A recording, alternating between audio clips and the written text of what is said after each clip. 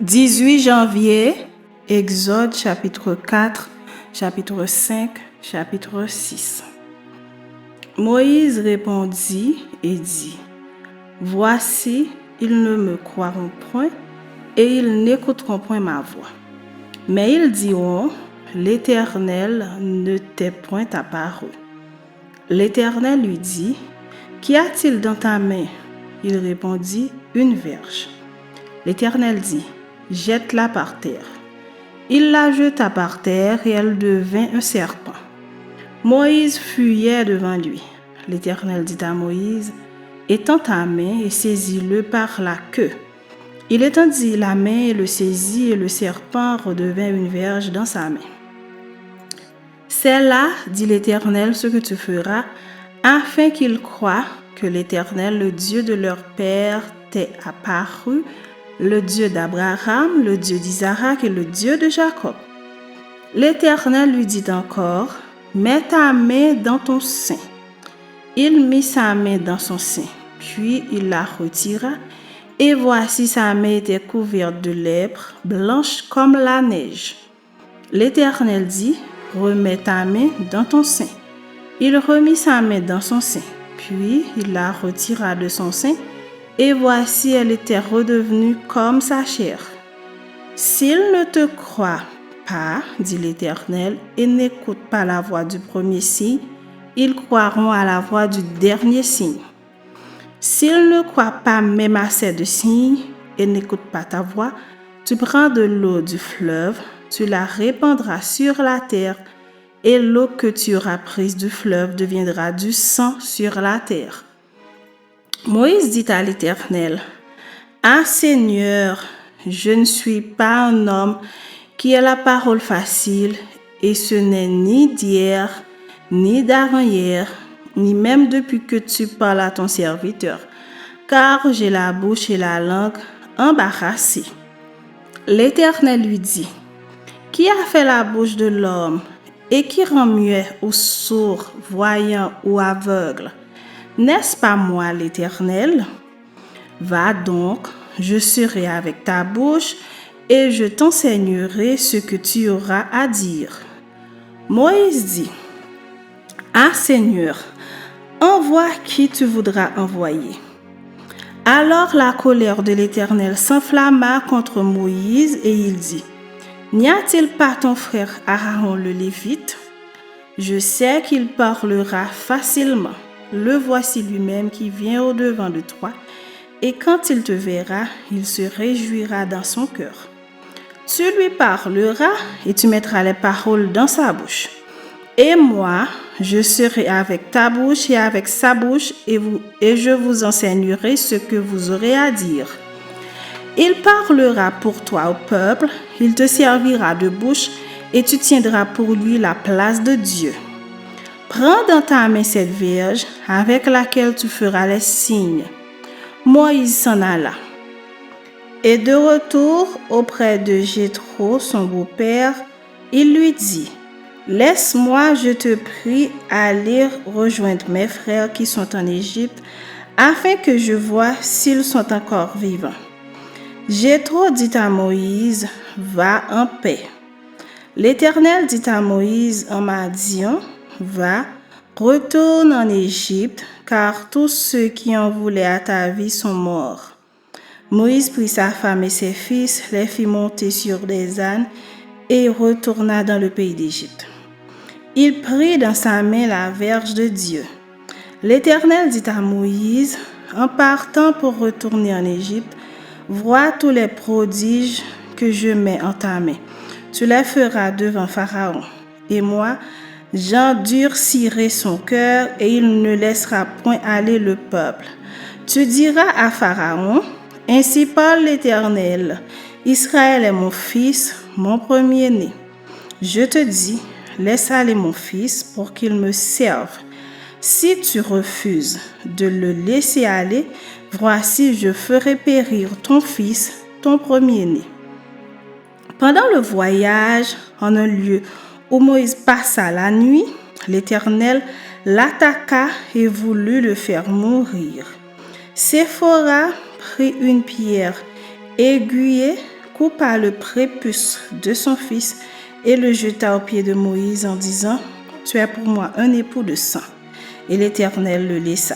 C'est alors qu'elle dit, « Époux de sang à cause de la circoncision. » L'Éternel dit à Aaron, « Va dans le désert au-devant de Moïse. » Aaron partit, il rencontra Moïse à la montagne de Dieu et il le baisa.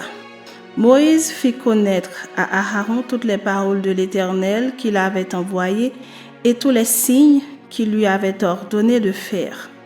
Moïse et Aaron poursuivirent leur chemin et ils assemblèrent tous les anciens des enfants d'Israël. Aaron rapporta toutes les paroles que l'Éternel avait dites à Moïse et il exécuta les signes aux yeux du peuple. Et le peuple crut, ils apprirent que l'Éternel avait visité les enfants d'Israël, qu'il avait vu leur souffrance, et ils s'inclinèrent et se prosternèrent. Chapitre 5. Moïse et Aaron se rendirent ensuite auprès de Pharaon et lui dirent, « Ainsi parle l'Éternel, le Dieu d'Israël. Laisse aller mon peuple pour qu'il célèbre au désert une fête en mon honneur. » Pharaon répondit, « Qui est l'Éternel pour que j'obéisse à sa voix, en laissant aller Israël? Je ne connais point l'Éternel, et je ne laisserai point aller Israël. » Ils dirent, « Le Dieu des Hébreux nous est apparu. Permets-nous de faire 3 journées de marche dans le désert pour offrir des sacrifices à l'Éternel, afin qu'il ne nous frappe pas de la peste ou de l'épée. » Et le roi d'Égypte leur dit, « Moïse et Aaron, pourquoi détournez-vous le peuple de son ouvrage? Allez à vos travaux. » Pharaon dit, « Voici ce peuple est maintenant nombreux dans le pays, et vous lui feriez interrompre ses travaux. » Et ce jour même, Pharaon donna cet ordre aux inspecteurs du peuple et aux commissaires. « Vous ne donnerez plus comme auparavant de la paille au peuple pour faire des briques, qu'ils aillent eux-mêmes ramasser de la paille. Vous leur imposerez néanmoins la quantité de briques qu'ils faisaient auparavant. Vous n'en retrancherez rien, car ce sont des paresseux. Voilà pourquoi ils crient en disant, « Allons offrir des sacrifices à notre Dieu. » Que l'on charge de travail ces gens, qu'ils s'en occupent et qu'ils ne prendront plus garde à des paroles de mensonge. » Les inspecteurs du peuple et les commissaires vinrent dire au peuple, « Ainsi parle Pharaon, je ne vous donne plus de paille. Allez vous-même vous procurer de la paille où vous en trouverez, car l'on ne retranche rien de votre travail. » Le peuple se répandit dans tout le pays d'Égypte pour ramasser du chaume au lieu de paille. Les inspecteurs les pressaient en disant, « Achevez votre tâche jour par jour comme quand il y avait de la paille. » On battit même les commissaires des enfants d'Israël établis sur eux par les inspecteurs de Pharaon.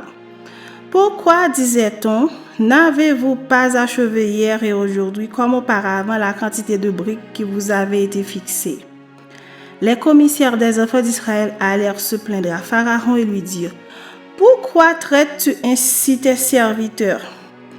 On ne donne point de paille à tes serviteurs et l'on nous dit, faites des briques, et voici tes serviteurs sont battus, comme si ton peuple était coupable. » Pharaon répondit, « Vous êtes des paresseux, des paresseux. Voilà pourquoi vous dites, allons offrir des sacrifices à l'Éternel. Maintenant, allez travailler. On ne vous donnera point de paille et vous livrerez la même quantité de briques. » Les commissaires des enfants d'Israël virent qu'on les rendait malheureux en disant, « Vous ne retrancherez rien de vos briques, chaque jour la tâche du jour. » En sortant de chez Pharaon, ils rencontrèrent Moïse et Aaron qui les attendaient.